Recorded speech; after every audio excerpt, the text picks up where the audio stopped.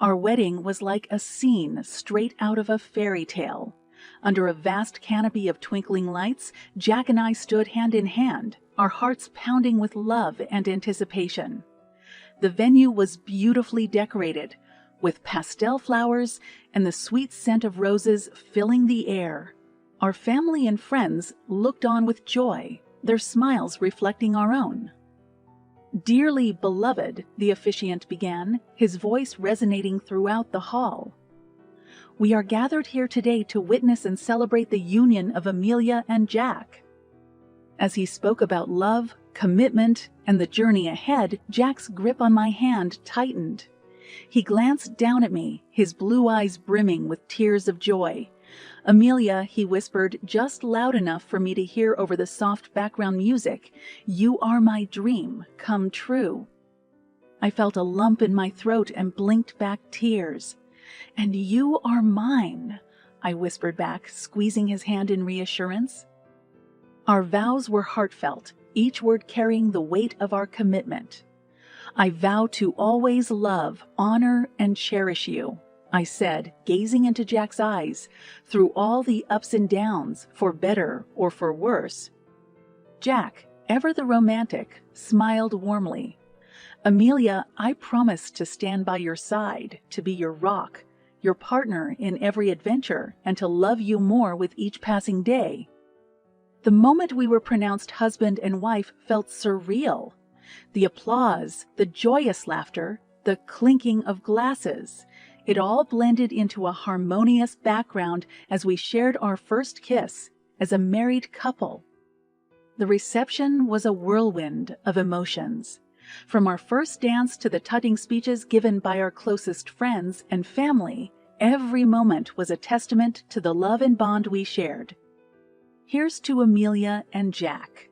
My best friend, Clara, raised a toast. "May your life be filled with endless love, laughter, and countless memories." The night ended with us dancing under the stars, our silhouettes illuminated by the soft glow of the fairy lights. We were on top of the world, with nothing but hope and dreams for the future. The elation from our wedding carried us through our first year together. As the months flew by, we became engrossed in planning our next big step, buying our first home. The weekends were filled with house viewings, each one a potential canvas for our shared dreams, I remember the day we found the one. It was a beautiful two-story cottage-style house with a white picket fence surrounded by blooming rose bushes and nestled in a quiet neighborhood. The moment we stepped inside, we could envision our lives playing out within its walls. "Can you imagine us here, Amelia?" Jack asked, excitement evident in his voice as he walked into the sunlit living room, the wooden floors echoing under his footsteps. I smiled, picturing us cozying up by the fireplace. "It's perfect, Jack. I can already see us hosting dinners in the dining room and maybe, just maybe, setting up a nursery upstairs." Jack wrapped an arm around me, pulling me close. "Every dream we've ever had can come true in this place." The following weeks were a blur of paperwork and packing. The day we got the keys, we celebrated with a bottle of champagne, toasting to our new beginnings. The house, though empty, echoed with our laughter and the clinking of our glasses. As days turned into weeks, we took to furnishing our home. I had a penchant for vintage pieces, and Jack, having an artistic eye, would often sketch designs for custom-made furniture. Our weekends were often spent scouring flea markets and antique stores. "Do you think this lamp would go well in the study?" I asked one day, holding up an ornate lamp with intricate designs. Jack squinted, picturing the room. "It's a bit grand, but with the right table and decor, it could be the centerpiece." Our home was gradually filled with memories and pieces that told our story. Jack had landed a few freelance gigs, but he was still on the hunt for something more permanent. I often found him in his study late at night, poring over job listings. "Don't worry," I'd reassure him, wrapping a blanket around his shoulders. "The right opportunity will come along." He'd smile, a mixture of gratitude and worry. I just want to give you everything, Amelia, everything and more. And as we nestled into our new life, little did we know of the challenges and surprises the future held for us. But in that moment, surrounded by the warmth of our new home, everything felt just right. The following months after settling into our home were filled with little joys and domestic routines. Despite the challenges we faced, our bond seemed to grow even stronger. However, amidst the routines, I began noticing subtle changes in myself. It wasn't just the occasional wave of nausea or the unexplained fatigue. My emotions seemed to be on a roller coaster, and certain smells that I once loved now made me cringe. One particular morning stands out. I was preparing breakfast when the aroma of coffee, usually a comforting smell, made my stomach churn. Jack noticed my pallor and rushed over, concern evident in his eyes.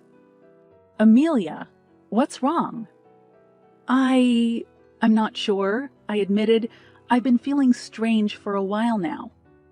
A pause hung in the air as a realization hit both of us. "Could you be?" Jack began, but couldn't finish his sentence. I nodded slowly, both of us contemplating the possibility. "I think I should take a pregnancy test." The drive to the pharmacy was a silent one, the air thick with anticipation. We bought the test, and as soon as we got home, I took it, anxiously waiting those long minutes that felt like hours. When I finally looked, the 2 lines stared back at me, confirming our suspicions. A whirlwind of emotions engulfed me. I walked out to where Jack was waiting, the result clutched in my hand. He looked up, searching my face for the answer. Without a word, I showed him the test. His eyes widened, processing the information. And then a huge grin broke out on his face. "We're going to be parents," he exclaimed, enveloping me in a tight embrace. "I can't believe it," I whispered into his shoulder, tears of joy streaming down my face. That night, we lay in bed, hands on my still flat belly, dreaming of the future. We chatted excitedly about baby names, nursery themes, and all the adventures we'd have as a family. "I hope our child has your eyes," Jack mused, tracing the outline of my face with his finger. "And your love for art," I replied with a smile. As we drifted off to sleep, our hearts were full of hope and love for the little life growing inside me.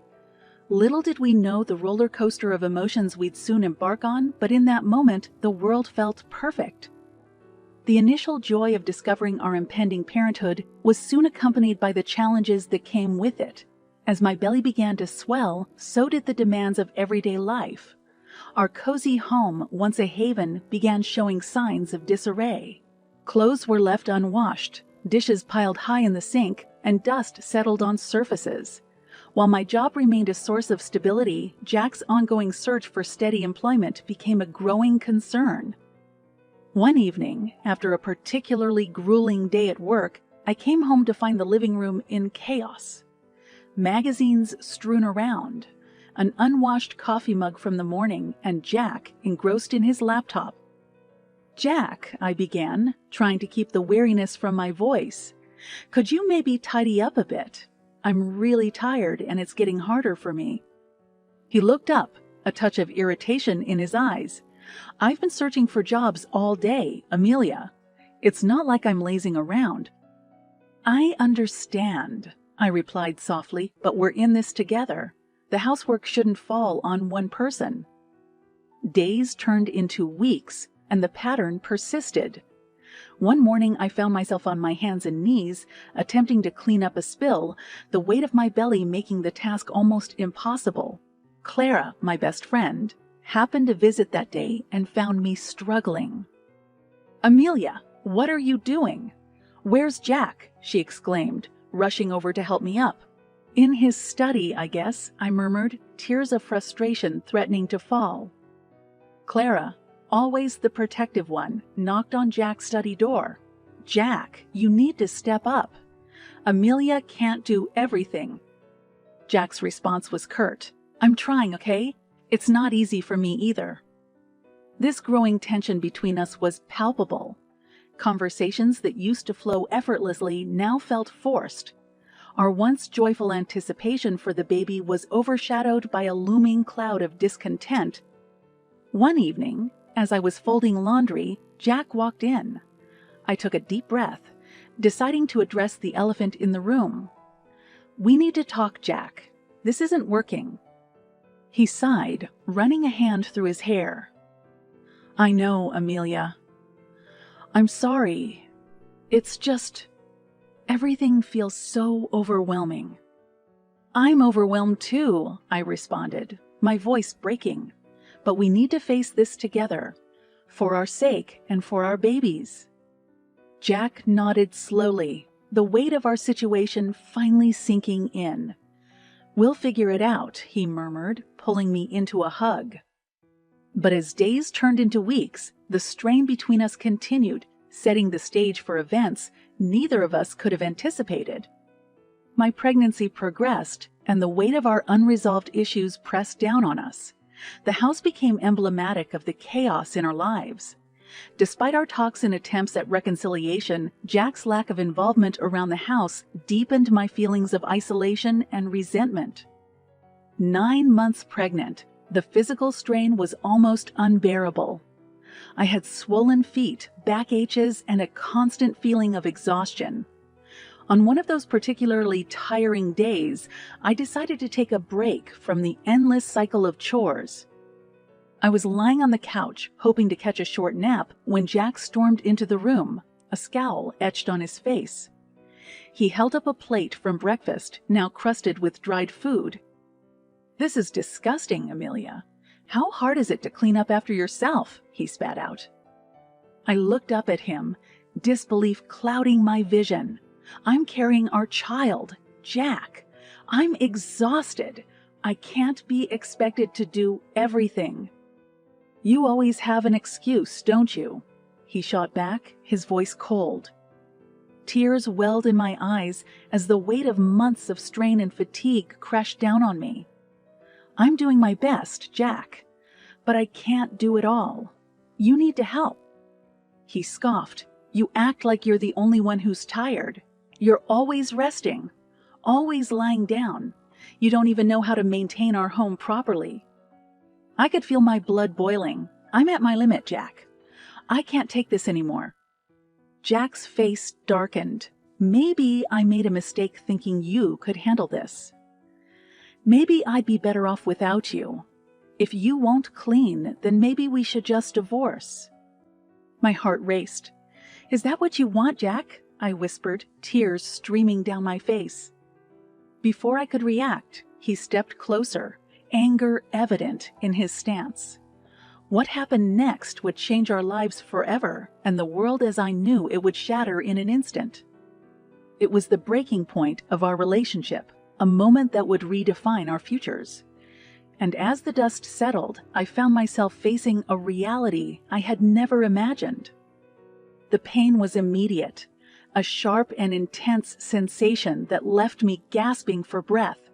I doubled over, clutching my stomach, unable to comprehend what had just happened. Jack's enraged face turned to one of horror as he realized the gravity of his actions. "Amelia, he stammered, taking a step back. But words failed me. The only sound filling the room was my ragged breathing and the distant ticking of the clock. Panic set in, and I felt dizzy. Collapsing on the floor, I tried to process the events, but the pain was too overwhelming. Jack, finally snapping back to reality, called an ambulance. I could hear his voice, shaky and filled with regret, explaining the situation to the dispatcher. The ride to the hospital was a blur, with medical professionals rushing around me, their voices a distant echo. All I could think about was the life inside me. My baby, our child. Hours passed, and the initial chaos subsided. I found myself lying on a hospital bed, a heart monitor beeping softly beside me. A doctor entered the room, her face a mask of professional concern. "Amelia," she began gently, "I'm so sorry, but we couldn't save the baby." The words hit me like a tidal wave, pulling me under with their devastating weight. A sob escaped my lips, and the pain in my heart dwarfed the physical discomfort I felt. Jack, who had been waiting outside, was brought in by a nurse. He looked broken, guilt etched on his face. "Amelia," he whispered, taking a tentative step forward.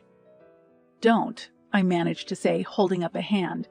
"I can't look at you right now, just—" The days that followed were a haze of grief and disbelief. I leaned heavily on my family and friends, particularly Clara, who became my pillar of strength. She was with me when I spoke to the police, recounting the events that led to the loss of my baby. Charges were filed and Jack was arrested for domestic violence. One evening, while resting at my mother's house, I looked out the window, lost in thought. Clara sat beside me, her presence comforting. "It's not your fault, Amelia," she whispered, her voice soft. "I know," I replied, tears glistening my eyes, "but it doesn't make the pain any less real." The heartbreaking truth was that my dream of becoming a mother, of nurturing a life, had been snatched away in an instant. And as I faced the arduous journey of healing ahead, I knew that my life would never be the same again. Days turned into weeks, and weeks into months. The pain was ever present, but with time, the sharp sting started to dull, replaced by a lingering ache. The legal proceedings were draining but necessary. With Clara by my side and a formidable legal team, we built a strong case against Jack. It was during this period that I met Daniel. An attorney specializing in cases like mine, he was compassionate, understanding, and a guiding light in one of the darkest periods of my life. Our professional relationship slowly blossomed into friendship. One evening, after a particularly challenging day in court, Daniel suggested we go for a walk. The city park, with its serene atmosphere, seemed like a different world. "You know," he began, looking at the tranquil waters of the pond, "sometimes life throws the worst at us. But it's how we bounce back that truly defines us." I sighed. "I've lost so much, Daniel." He turned to face me, his eyes earnest. "But you've also shown incredible strength. You faced your fears, sought justice, and protected others from facing the same fate. That's admirable, Amelia." The warmth in his words made me smile, something I hadn't done genuinely in a long time. Our walks became a regular occurrence, and with each passing day, the weight on my heart lightened. One evening, as the sun painted the sky in hues of gold and crimson, Daniel hesitated, choosing his words carefully. "Amelia, I know the timing may not seem right, but I've grown to care for you deeply. When all this is over, when the dust finally settles, would you consider giving us a chance?" I looked into his eyes, seeing sincerity and hope. After a moment's contemplation, I nodded. "Yes, Daniel. I think I'd like that." The day Jack was sentenced to 9 years in prison marked the end of a painful chapter in my life. As I stepped out of the courthouse, the sun seemed a little brighter, the world a bit more hopeful. With Daniel's unwavering support, I began to rebuild. We moved to a small town where I started a support group for victims of domestic violence. Together, we turned our pain into purpose, ensuring that no one would have to suffer in silence.